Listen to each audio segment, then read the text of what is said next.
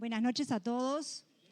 Gracias por estar hoy una noche un poco especial por el clima, que no está muy favorable para nosotros, pero sí va a ser muy interesante la charla, así que amerita el esfuerzo.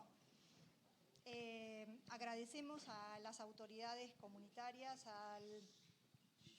a la parte de la comisión directiva de la comunidad, expresidentes también de la comunidad, el presidente de la confraternidad y también representantes del Centro Recordatorio del Holocausto. Bienvenidos a todos. El grupo de Taller de Ladino y la Comisión de Cultura le damos la bienvenida y dedicamos este encuentro a un tema que lo teníamos como un debe, y que tenemos acá a Diego que nos va a instruir sobre el mismo. Recordemos que la Shoah sefaradí es muy poco conocida. Diego ha investigado mucho al respecto y nos va a ayudar a dar luz y a mostrarnos todos los hechos como sucedieron. Diego es docente de Shoah en la Escuela Integral Hebreo-Uruguaya y se ha abocado a investigar sobre el tema. Aparte es miembro de la organización Proyecto Shoah y ha participado de seminarios en Yad Vashem también, y también es también fue Madrid, etcétera, de todos de la bonita Belium Dror, digamos. Así que lo dejamos a ustedes para que nos cuente todo lo que sabe al respecto. Un aplauso, gracias.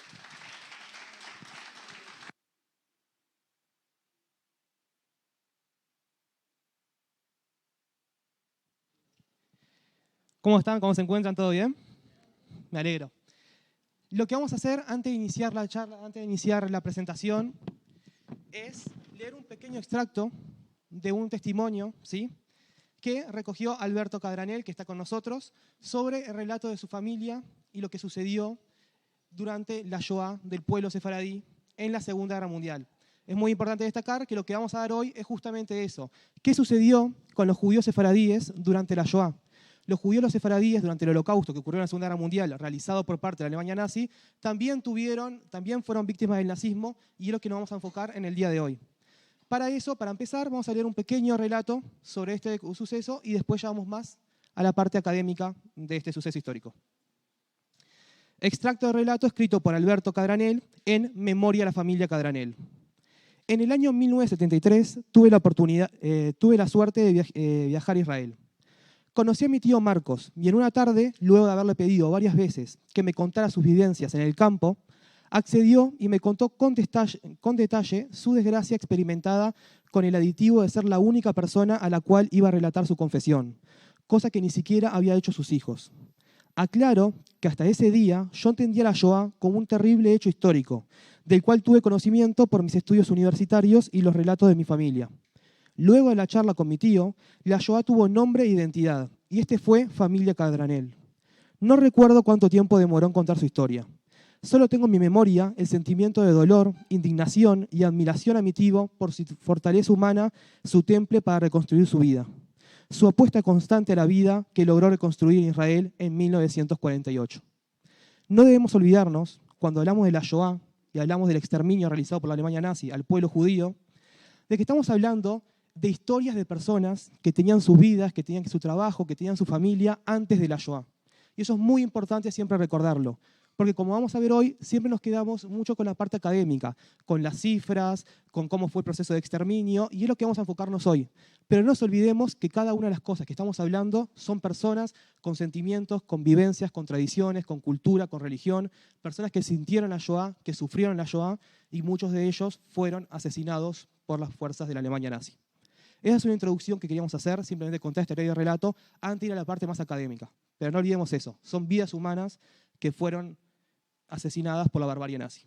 ¿Sí? Y hoy nos vamos a enfocar específicamente, como dije, en la Shoah sefaradí en Grecia. ¿Qué sucede? Generalmente cuando se enseña la Shoah, no se toma en cuenta la historia del pueblo sefaradí en este evento histórico. Y no es que sea una historia que sea por gusto ignorada por parte de los historiadores.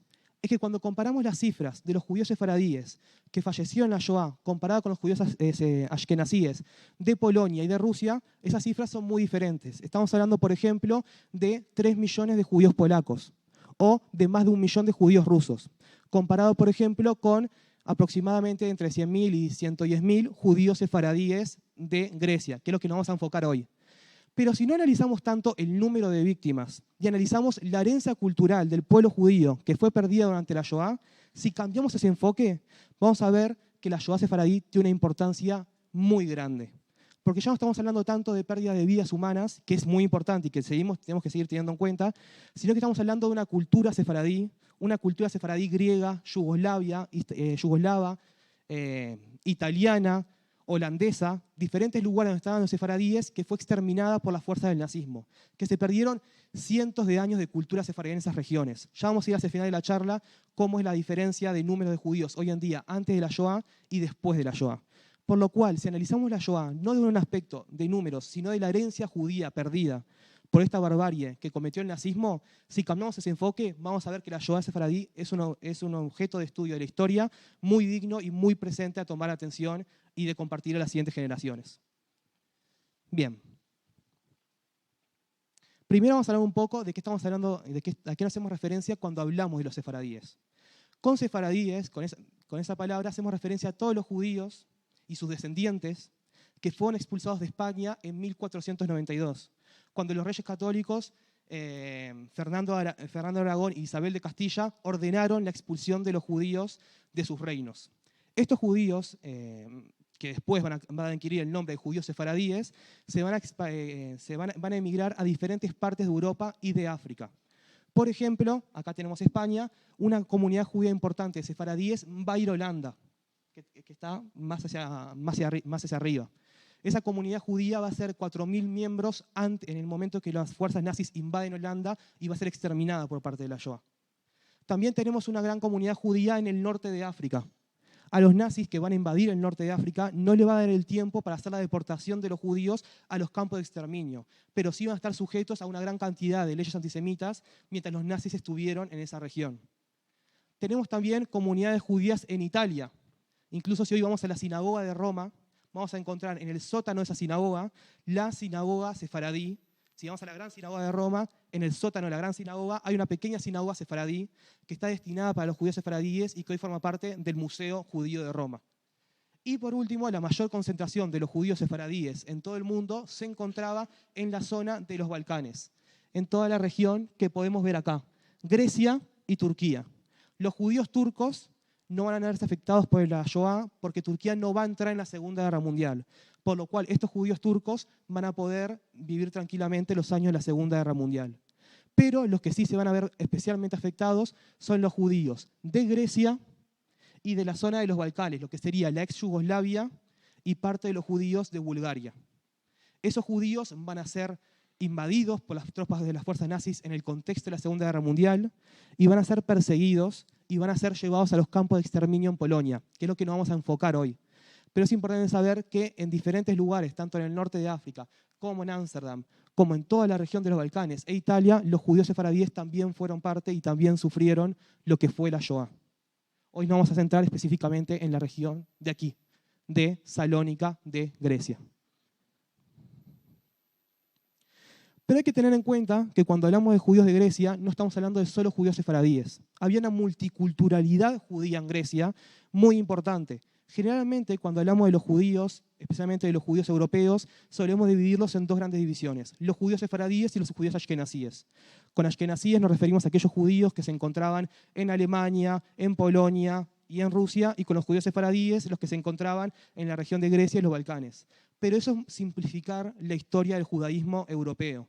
Hay también otras comunidades que tienen su propia historia, que tenían sus propios idiomas, sus propias tradiciones. En el caso de Grecia, por ejemplo, tenemos a los judíos romañotas, que son esos judíos que estaban en Grecia antes de la llegada de los sefaradíes a partir de 1492. Y que, por ejemplo, hablaban su propio idioma, el yevánico.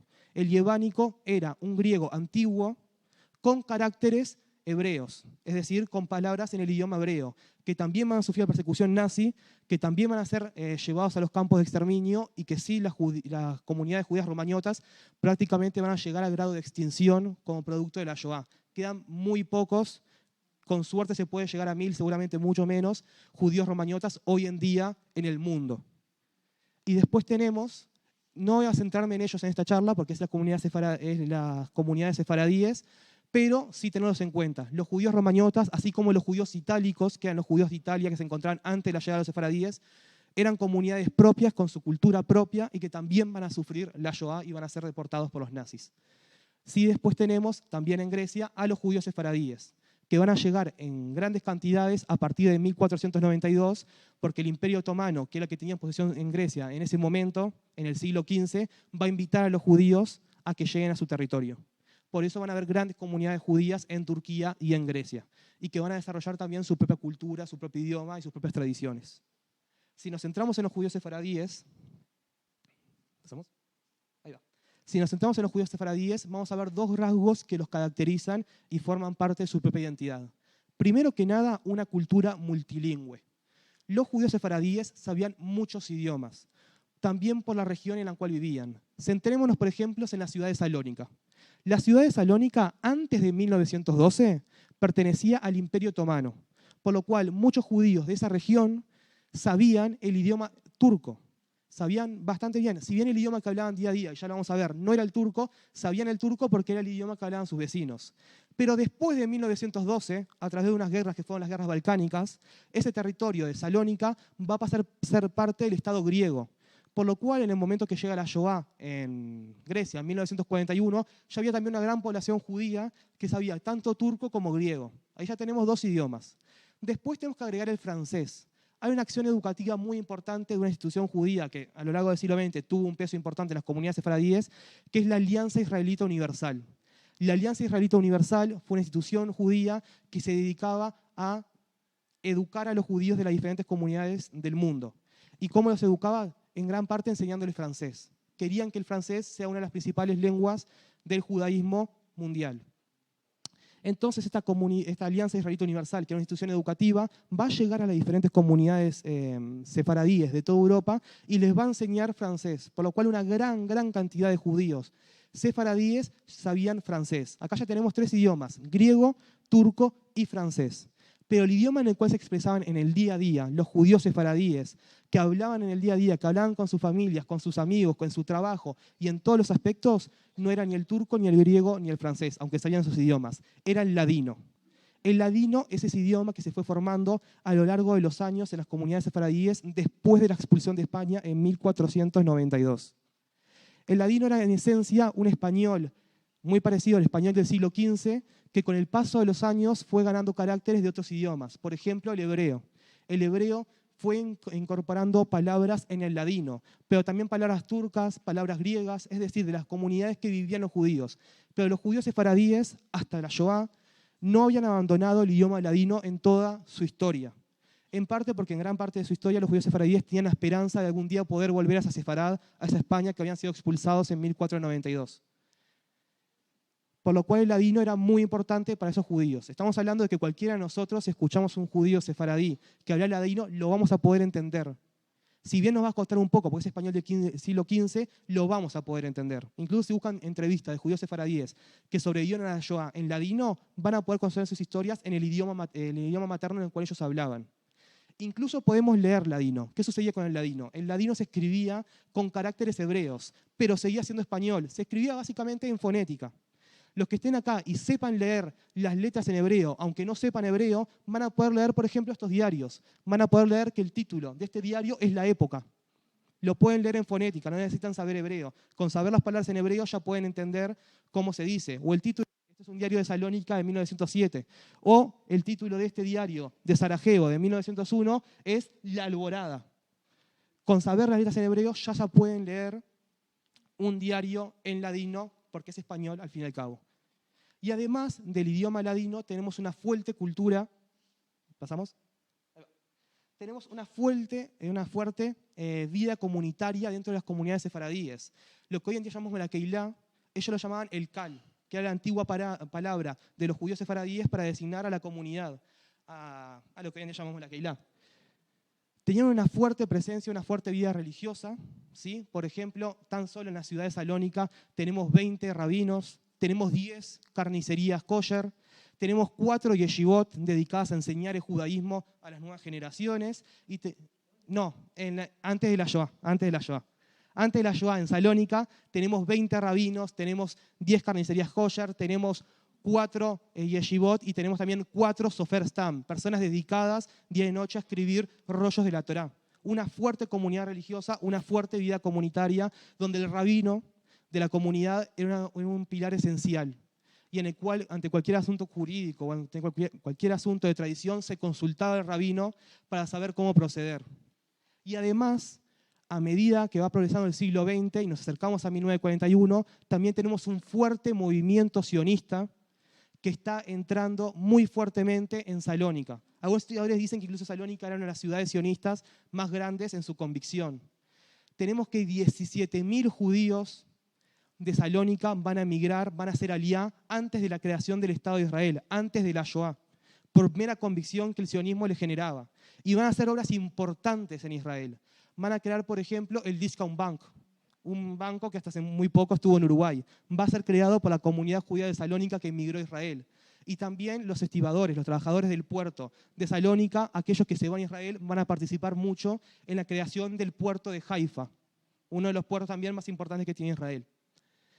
Esos judíos de Tesalónica, de Salónica, van a crear importantes obras para el futuro Estado que se va a construir. Y todo esto antes de la Shoah. La migración no respondía a motivos de persecución, respondía a motivos de una fuerte convicción sionista. 20 organizaciones sionistas en una sola ciudad, en Salónica. Acá, por ejemplo, tenemos una foto de miembros del Betar en una expedición a la región de Argos, en Grecia. ¿Pasamos? Esta vida comunitaria muy importante que tenían los judíos sefaradíes de todas las regiones, con su propio idioma y con sus propias tradiciones, se va a ver alterada cuando en 1940-1941 llegue la Segunda Guerra Mundial a esas regiones. ¿Qué va a suceder? En octubre de 1940, la Italia fascista, la Italia de Benito Mussolini, en plena Segunda Guerra Mundial, va a intentar invadir Grecia. Va a llevar una invasión a toda escala hacia la región de Grecia para incorporarse a ese territorio. Pero se va a llegar con la sorpresa de que la población griega, de que todo el Estado griego tenía mucha más capacidad de defenderse que la Italia fascista creía. Y Mussolini no va a poder llevar adelante su invasión. Incluso los griegos van a empezar a ganar terrenos que los italianos habían conquistado en otras regiones, como Albania. Ante esa situación en la cual la Italia fascista estaba perdiendo uno de los frentes de la Segunda Guerra Mundial, la Alemania nazi va a recorrer en ayuda de su aliado. La Italia fascista y la Alemania nazi eran aliados en plena Segunda Guerra Mundial. Y en abril de 1941, cuando era evidente que la Italia fascista no iba a poder conquistar Grecia, la Alemania nazi va a invadir a Grecia para ayudar a su aliado. Y lo va a terminar invadiendo. El 27 de abril de 1941 es cuando se da el fin de la invasión alemana a Grecia. ¿Cómo va a quedar dividido el Estado griego una vez que la invasión de las fuerzas del eje se dio? Va a quedar dividido en 3 regiones. Una región italiana, que contenía 13.000 judíos. Una región que va a quedar bajo el poder de la Alemania nazi, que contenía 55.000 judíos. Y una región que va a quedar bajo el poder de Bulgaria, porque Bulgaria tenía intereses en la zona y era un aliado de la Alemania nazi, que va a quedar bajo 5.000 judíos. En el caso de la región que estaba bajo control de Bulgaria de 5.000 judíos, Bulgaria va a llevar la política de, a lo largo de toda la Shoah, no deportar a sus propios ciudadanos, pero sí a sus propios ciudadanos judíos, pero sí deportar a aquellos judíos que vivían en los países que va a ir invadiendo el ejército búlgaro. Por lo cual, los 5.000 judíos que vivían en Grecia, pero que se encontraban en el territorio que fue invadido por las fuerzas búlgaras, van a ser deportados a los campos de exterminio por Bulgaria mismo.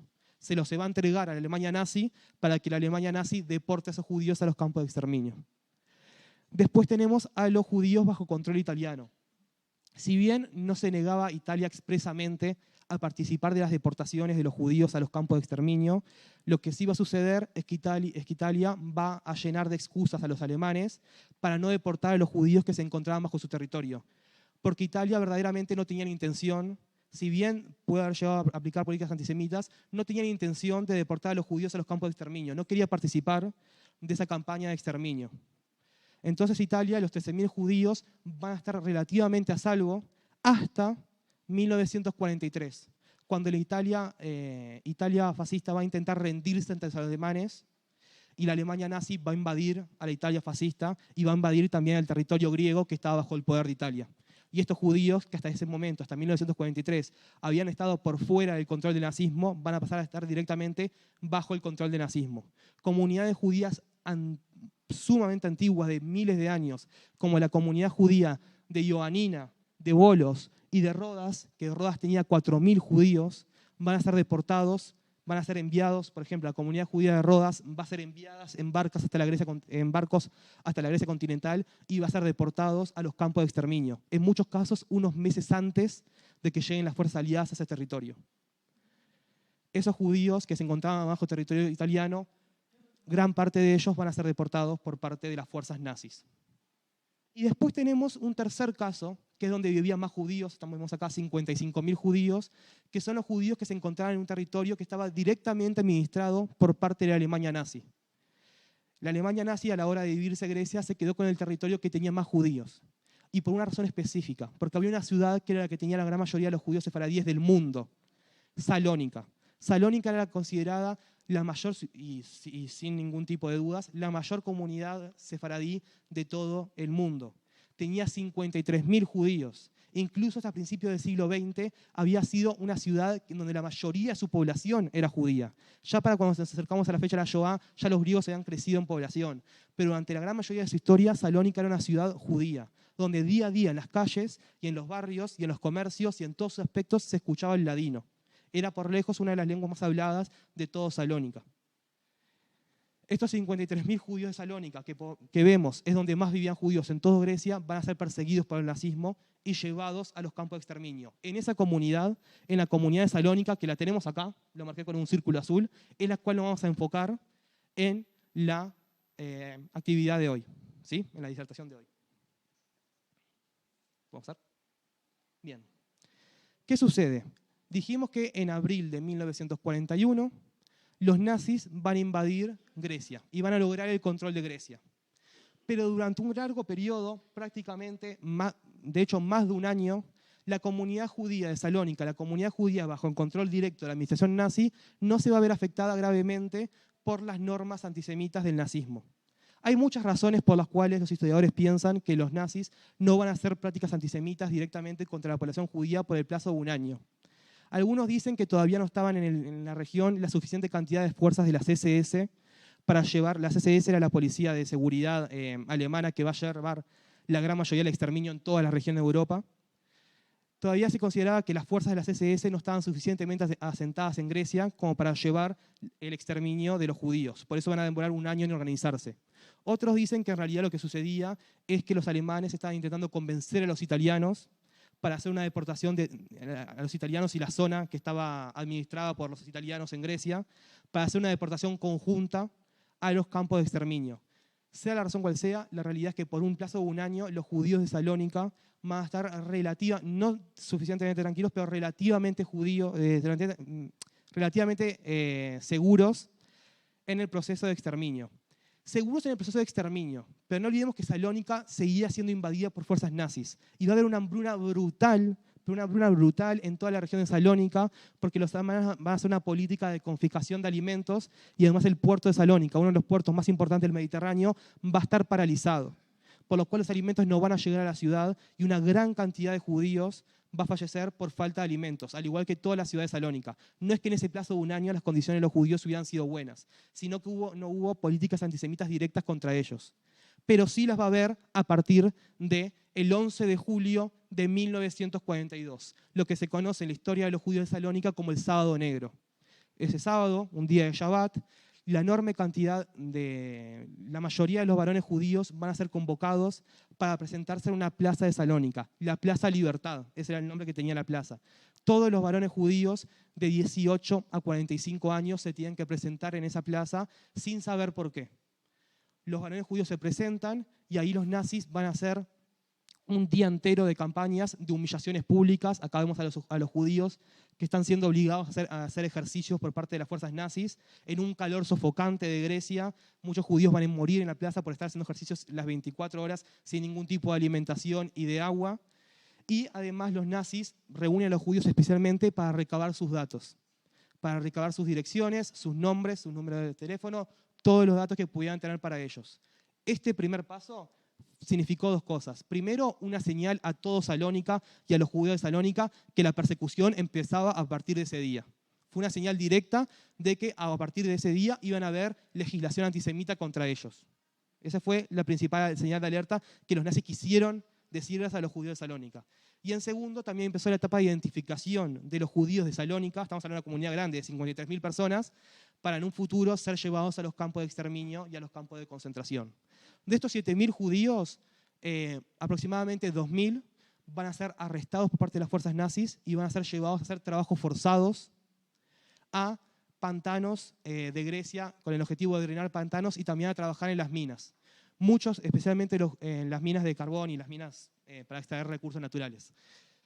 Muchos de esos judíos que van a ser llevados a pantanos van a morir de malaria, porque las condiciones de salud que les daban los nazis para trabajar en esos lugares no era ninguna. No había ningún tipo de condición laboral. Los nazis no les importaba si esos judíos morían o no. Incluso la comunidad judía de Salónica va a tener que hacer una colecta de dinero pública y va a tener que pagar el rescate de esos judíos para que pudieran volver a su hogar. Así, con esta actitud, ya empezó la Shoah en Salónica. Y el 6 de febrero de 1943 se decretan los dos principales decretos antisemitas por parte de la administración nazi en Salónica. En primer lugar, el uso de una estrella amarilla por parte de todos los judíos, además de tener que marcar todos sus negocios y los centros de consulta de doctores y de abogados con una estrella amarilla en la puerta o en la fachada del edificio. De hecho, vemos que la estrella amarilla que tenían que usar los judíos griegos de Salónica es diferente a las que generalmente vemos en la mayoría de las imágenes en la Shoah. La mayoría de las imágenes que vemos en la Shoah, en Polonia, en Francia y en otros lugares, vemos que tiene la palabra judío. En este caso no tiene la palabra judío. Es simplemente un Maguen David amarillo, pero si vemos acá, tiene un número. Todos los judíos de Salónica tuvieron que ser identificados con un número. Ya antes de ser deportados a los campos de exterminio, ya todo judío era un determinado número. Y esos judíos, eso era una técnica que utilizaron los nazis para identificar cada uno de los judíos de acuerdo a un número y después, cuando se hagan las campañas de deportación a los campos de exterminio, tenerlos bien identificados. No solo tienen que llevar una estrella amarilla, sino que tienen que llevar también en su bolsillo una tarjeta de identificación con el mismo número. Cosa que las fuerzas nazis, cuando tuvieran que hacer las campañas de retirar a los judíos de los barrios judíos y llevarlos al gueto y después a los campos de exterminio, que ya voy a llegar, va a haber un gueto, supieran bien qué judío era y qué número pertenecía. Y además, el mismo 6 de febrero de 1943, que se comienza la preparación para la deportación, se obliga a todos los judíos a ir a vivir a diferentes guetos que se van a establecer en la ciudad de Salónica. Esos guetos estaban destinados a reunir a la población judía en determinados lugares dentro de la ciudad de Salónica para después, ya tenerlos bien reunidos y que no pudieran salir de esos barrios, llevarlos a los campos de exterminio. Digo guetos en plural porque es una peculiaridad de la Shoah en Salónica de que no va a haber un solo gueto en la ciudad. Van a haber varios. Generalmente, pasaba en Varsovia, pasaba en otros lugares de Europa, que había un solo gueto para toda la población judía. Pero sucedía que la comunidad judía de Salónica ya estaba repartida en barrios judíos. Había muchos barrios judíos donde la mayoría de la población judía ya vivía ahí. Específicamente habían 5, por los cuales los nazis, en vez de crear un gueto, van a aislar esos barrios y ya tenían básicamente el gueto creado. Entonces, en 1943 van a instaurar la creación del gueto de Salónica. ¿Pasamos? Como vemos acá, habían dos principales regiones donde se encontraban el gueto de Salónica. Una región cerca de la estación de tren para deportar rápidamente a los judíos hacia los campos de exterminio en Polonia, y otros guetos que se encontraban propiamente donde vivían los judíos de Salónica. ¿Cómo fue que se llevó a cabo la deportación por parte de las fuerzas nazis? Lo que hicieron fue, en este gueto donde se encontraba, el gueto se llama el gueto Barón de Hirsch. Barón Hirsch fue un judío del siglo XIX, siglo XX, que hacía muchas obras benéficas con respecto a las poblaciones judías. Es más, las poblaciones muchas poblaciones judías que se encuentran en el interior de Argentina, en diferentes localidades de los campos de Argentina, como Moisés Villa, fueron creadas por el Barón de Hirsch.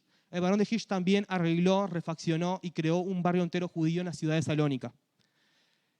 Ese barrio judío va a recibir el nombre de barrio Barón de Hirsch. En ese barrio es donde los nazis van a instaurar el principal gueto, que el principal gueto también era el más chico. Lo que van a hacer los nazis, en ese barrio vivía la mayoría de la población judía pobre de Salónica, van a llevar a esa población judía pobre, ya a partir de marzo es que va a empezar la deportación, y los judíos pobres de Salónica van a ser los primeros en ser llevados a los campos de exterminio en Polonia. Van a agarrar a todo el gueto que se ubicaba en el barrio de Barón de Hirsch, los van a subir en los trenes y los van a deportar hacia Polonia, hacia los campos de exterminio, donde la gran mayoría va a morir en las cámaras de gas apenas llegados a los campos de exterminio. Una vez que el barrio Barón de Hirsch era vaciado, lo que hacían los nazis, o sea, es decir, habían deportado a toda la población, agarraban a la población de otro barrio judío, de otro gueto en Salónica, y la trasladaban al barrio Barón de Hirsch. Y desde ese barrio Barón de Hirsch las deportaban a los campos de exterminio en Polonia. Así los nazis iban vaciando gueto por gueto por gueto, cada uno de los guetos que se encontraban en la ciudad de Salónica, trasladándolos desde los diferentes guetos al barrio Barón de Hirsch y de ahí a Polonia. Bien, los nazis van a empezar esta campaña de exterminio, como dije, con las clases más pobres de la ciudad de Salónica, y después van a ir pasando de las clases medias y a las clases altas. Principalmente porque las clases altas y las clases medias creían que ellos iban a poder salvar de la Shoah.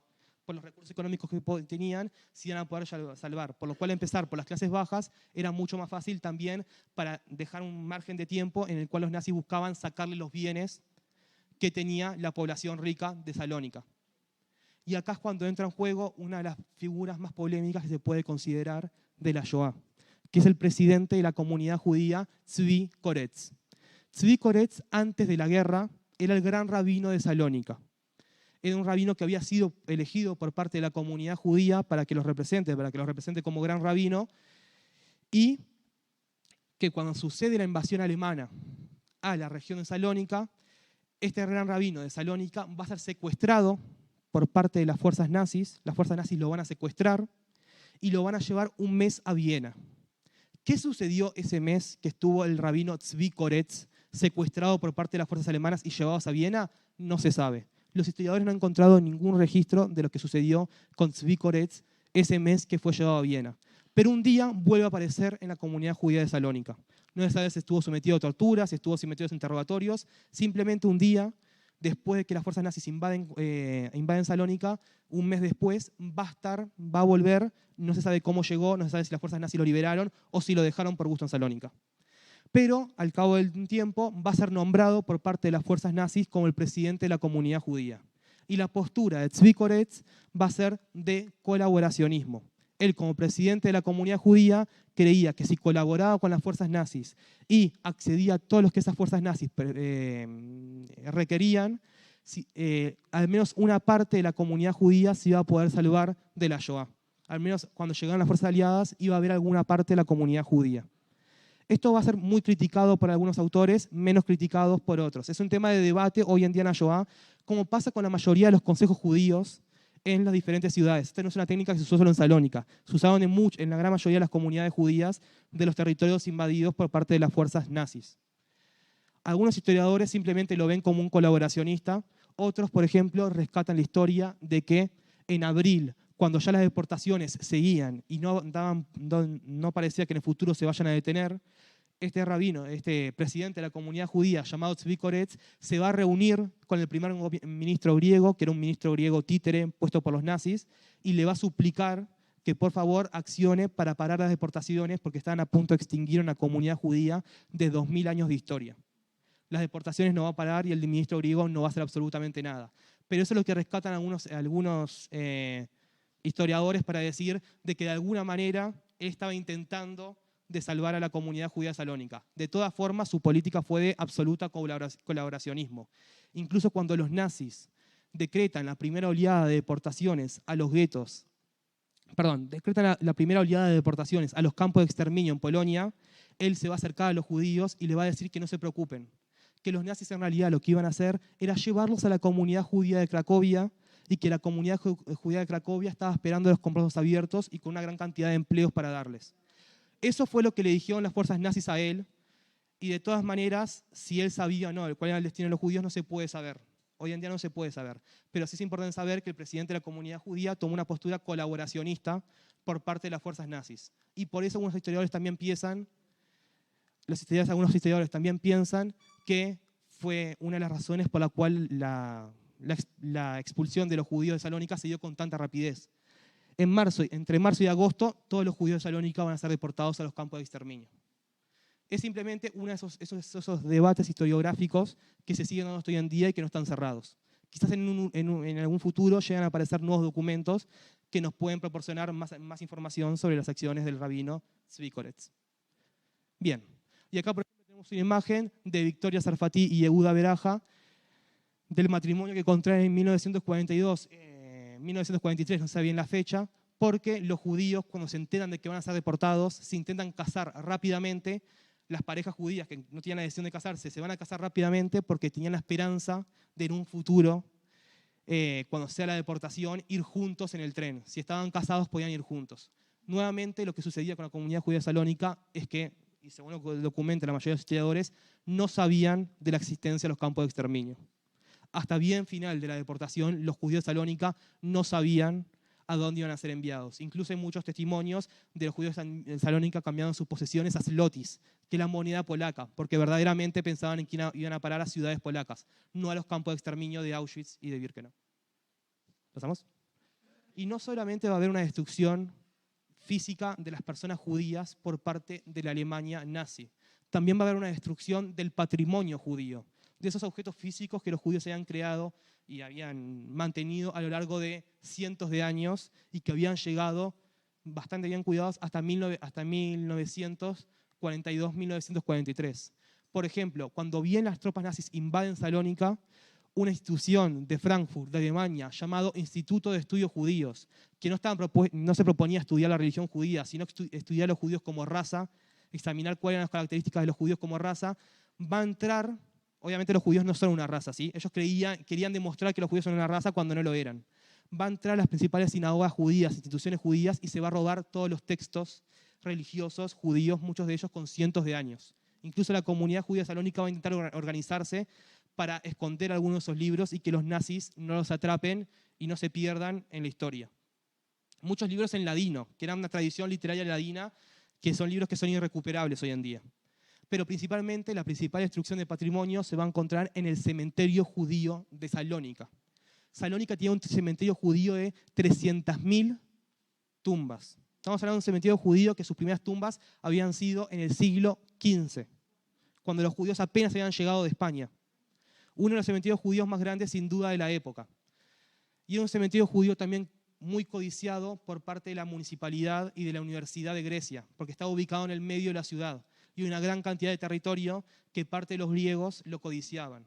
Por lo cual no está bien claro cómo fue la decisión nazi de destruir ese cementerio con 300.000 tumbas, pero es probable que haya sido una iniciativa de los propios griegos que solicitaron a los nazis destruir ese cementerio para construir parte de la ciudad en el mismo. Y los nazis van a acceder y ese cementerio de 300.000 tumbas va a ser destruido y 400 años de historia de judaísmo de Salónica va a ser destruido por parte de las fuerzas nazis. Y la importancia de un cementerio en una comunidad es enorme, porque un cementerio en una comunidad expresa la voluntad de que esa comunidad quiere sobrevivir a los siglos, de que quieren sus miembros ser enterrados en el cementerio y que sus hijos y sus nietos vayan a recordarlos a sus tumbas, ¿no? Entonces destruir un cementerio también era un simbolismo de los nazis, de expresar que la historia de la comunidad judía de Salónica había terminado. Las lápidas, esta es una imagen del cementerio antes de la Shoah, esta es una imagen del cementerio, ven sin ninguna lápida, después de la Shoah. Los pocos sobrevivientes de Salónica van a ir al cementerio y van a hacer algunas ceremonias en recordación, pero mucho más no va a quedar. Y los nazis van a utilizar todas las lápidas de los judíos que se encontraban ahí, dijimos 300.000 tumbas, para hacer construcciones. Van a utilizar las lápidas para hacer piscinas. Van a utilizar las lápidas para hacer las trincheras mismas de la guerra. Van a utilizar las lápidas para construir caminos y para hacer iglesias. Las tumbas de los judíos, uno de los objetos más personales que puede tener una comunidad judía, van a ser utilizadas para una gran cantidad de construcciones, algo horrible y espantoso, por así decirlo. Bien, continuamos. Y efectivamente, la enorme mayoría de la población judía de Salónica va a ser deportada por parte de las fuerzas nazis. Habíamos dicho que antes de la Shoah habían aproximadamente 53.000 judíos en Salónica. Durante la Shoah, de esos 53.000, 43.850 serán deportados a Auschwitz. Y hay 19 transportes enteros con varios vagones de judíos que van a ser transportados hasta Auschwitz. Y hay otros más que van a ser transportados a otros campos, por ejemplo, Treblinka, pero no se sabe el número preciso de esos. El viaje hasta Auschwitz era terrible en el sentido de que podía llevar varios días y los nazis prácticamente no le daban alimentos y no le daban ningún tipo de agua a los judíos que se encontraban en esos trenes de un viaje de varios días hasta Polonia. Era muy común que los judíos fallecieran de hambre y de sed, pero en realidad eran asesinados porque los nazis no le daban esos alimentos por parte en los vagones en el trayecto hasta los campos de exterminio. De todas maneras, si un judío se moría en el trayecto, no podían sacar su cuerpo en ningún momento del viaje, porque los nazis dieron la orden de que la misma cantidad de personas que entraran en un vagón tenían que salir del vagón, estén vivas o no. Por lo cual era un viaje sumamente largo y con una gran cantidad de personas fallecidas dentro del vagón. Eran condiciones terribles. De esos 43.850 que van a ir a parar al principal campo donde van a ir a parar los judíos de Salónica, que es Auschwitz, solamente 11.200 van a sobrevivir a la selección. Cuando llegaban los judíos eran seleccionados si venían a parar a los trabajos forzados o directamente a las cámaras de gas. Y en las cámaras de gas eran asesinados por parte de las fuerzas nazis y después quemados en hornos crematorios. En esa selección, de los 43.000, solamente 11.200 van a ser seleccionados por los trabajos forzados. Todos los demás van a ir a parar a las cámaras de gas. Y ir a parar a los trabajos forzados no era ninguna seguridad de que ibas a sobrevivir hasta el final de la guerra. De hecho, vamos a ver que la comunidad judía de Salónica era mucho menor cuando terminó la guerra. Y entre judíos escondidos, escapados, y algo antes de los judíos sefaradíes en Auschwitz, es importante decir que tuvieron participaciones destacadas en acciones de resistencia. Por ejemplo, los judíos griegos sefaradíes en general. Por ejemplo, una de las pocas fotos que se conocen de las quemas masivas de cuerpos que van a hacer los nazis en Auschwitz fue sacada por un judío sefaradí, Albert Herrera. No se sabe bien la identidad de ese judío, no sobrevivió a la guerra, pero sí los compañeros que vieron cómo sacó las fotos con una cámara que entró clandestinamente, vieron que sacó las fotos, sabían que era un judío sefaradí de Grecia y fue el que sacó una de las pocas fotos que hoy en día se conocen de la quema de cuerpos masivas en Auschwitz. También algunos judíos sefaradíes van a participar de la explosión de uno de los crematorios que se va a encontrar en Auschwitz, el crematorio 3, que es una de las pocas acciones de rebelión que los judíos pudieron hacer dentro de Auschwitz, en la cual van a explotar un crematorio entero con el objetivo de enlentecer el proceso de exterminio, especialmente el proceso de exterminio de los judíos húngaros, que en ese momento, en 1944, estaban llegando masivamente al campo de exterminio de Auschwitz. Por lo cual tuvieron acciones de heroicidad y de resistencia los judíos sefaradíes de Grecia en el campo de exterminio. Judíos sefaradíes que no estaban acostumbrados al clima de Polonia, ellos venían del área mediterránea de Grecia, caracterizada por mayor calor, no estaban acostumbrados al clima de Polonia y especialmente tuvieron muchas dificultades para hacerse entender. Ellos hablaban un español del siglo XV con caracteres hebreos. Para los judíos alemanes que hablaban yiddish o que hablaban francés o otros lugares, era difícil hacerse entender con esos judíos. Por lo cual muchas veces se van a nuclear entre los judíos de Salónica para poder sobrevivir en los campos de exterminio. Esos son algunos datos que está bueno hablar de lo que sucedió con los judíos en los campos de concentración y de exterminio. Al terminar la guerra, entre los judíos escondidos, escapados y sobrevivientes, solamente vamos a encontrar en Salónica 2.000 judíos. De 53.000, 2.000.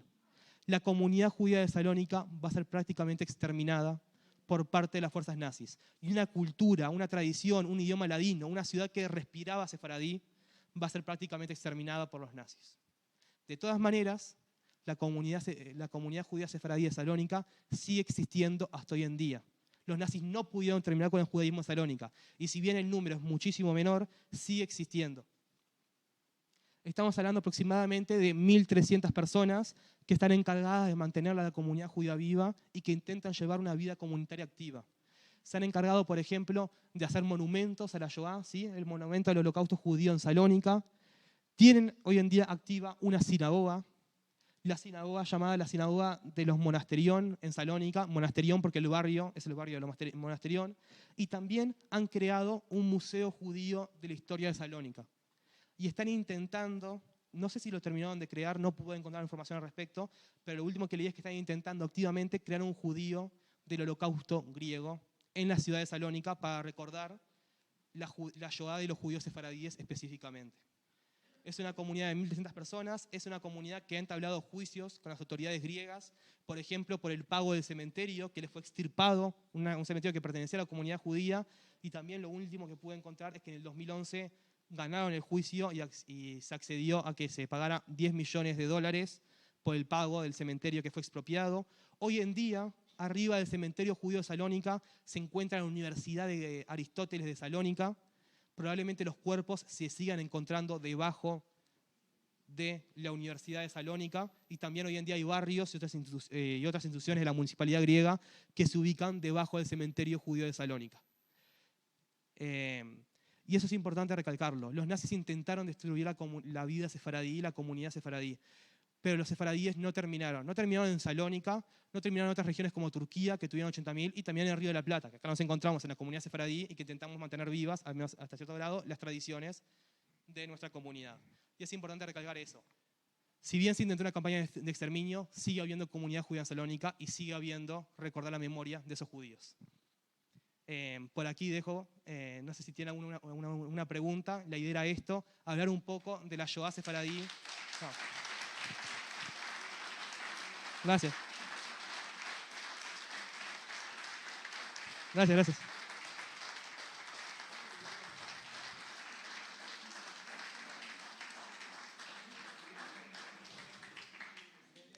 La idea de esto era hablar de la Shoah sefaradí, de contar un poco la historia de la comunidad sefaradí durante la Shoah, que existe, que no debe ser olvidada y que supuso una pérdida enorme para la herencia cultural del pueblo judío. Y ahora les pregunto, si alguien tiene una pregunta, me la puede hacer e intento contestarla, de acuerdo a lo que he leído y investigado sobre el tema. ¿Qué?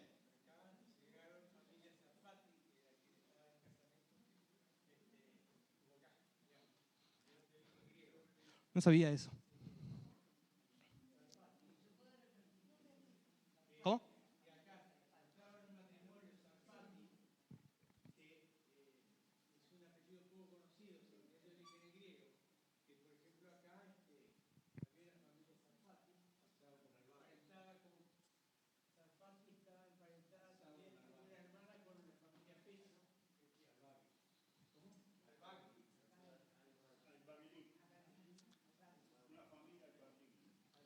Hubo varias familias.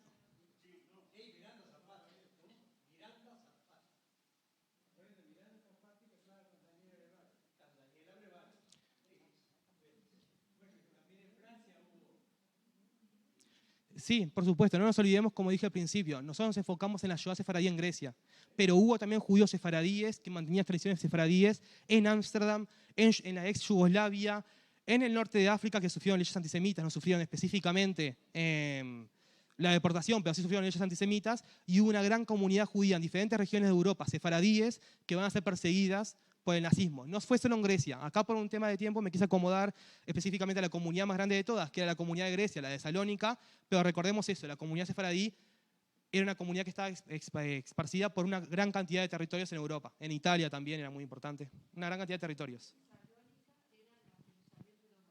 Salónica era la Jerusalén de los Balcanes.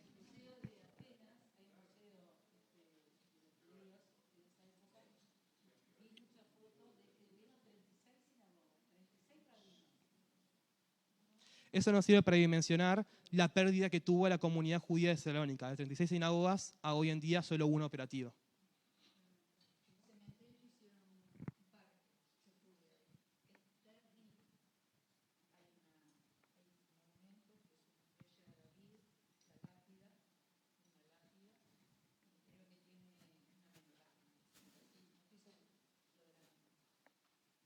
Sí, ahí está, yo lo vi, la imagen de...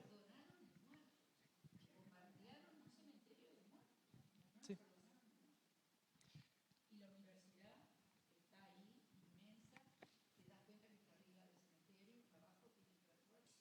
Sí. Recordemos que les dije había 300.000 tumbas judías en el cementerio judío. Puede haber sido, no sé, los historiadores no han sabido bien qué ha pasado con los cuerpos, también porque en el judaísmo, recordemos, hay una prohibición expresa de tocar los cuerpos, de extraer los cuerpos una vez que fueron enterrados, por lo cual mismo los judíos no quieren excavar en el campus de la universidad porque van contra la halajá judía. Pero es probable de que esos cuerpos sigan ahí y no hayan sido sacados por parte de las fuerzas nazis.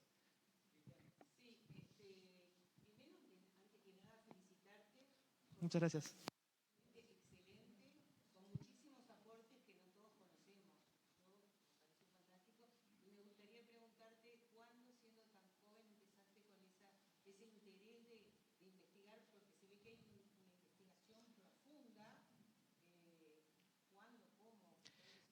Soy sefaradí.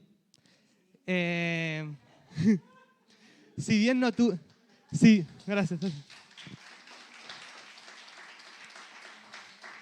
Si bien estamos investigando ahora con mi familia a ver si tuvimos en la ciudad de Salónica, uno de mis pasillos esas sayas, estamos investigando con mi familia porque encontramos esas sayas en la lista, ustedes pueden entrar a la lista de Yad Vashem, que está publicada en internet, sobre las víctimas de la Shoah, y encontramos esas sayas en la ciudad de Salónica. Sabemos que mi abuelo estuvo en Grecia por un tiempo, él era turco, pero estuvo en Grecia por un tiempo antes de venir a Uruguay. De todas maneras, yo, hasta menos de 18 años, pensé que la Shoah no me había tocado a mi familia al menos. De todas maneras era un tema que me interesaba, me gusta mucho la historia, me dedico a eso.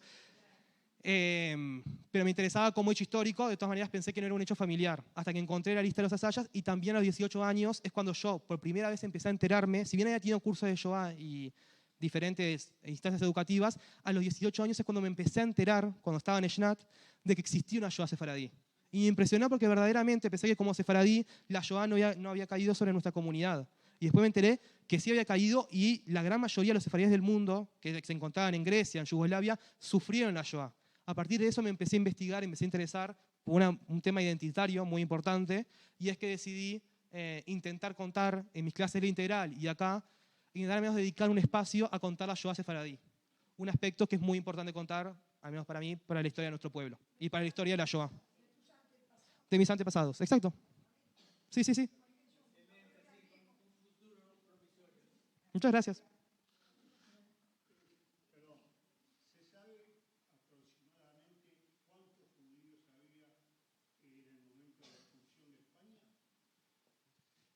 No sé exactamente. De la expulsión de España no sabría decirte.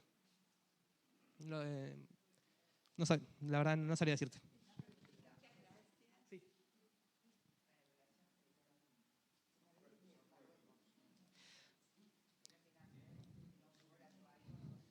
No. En la región del norte de África sí van a haber leyes antisemitas, pero no va a haber una Shoah propiamente de deportación a los campos de exterminio, principalmente porque a los nazis no le va a dar el tiempo de llevar a los judíos a los campos de exterminio, porque rápidamente va a ser invadido el norte de África por las fuerzas aliadas en el marco de la Segunda Guerra Mundial.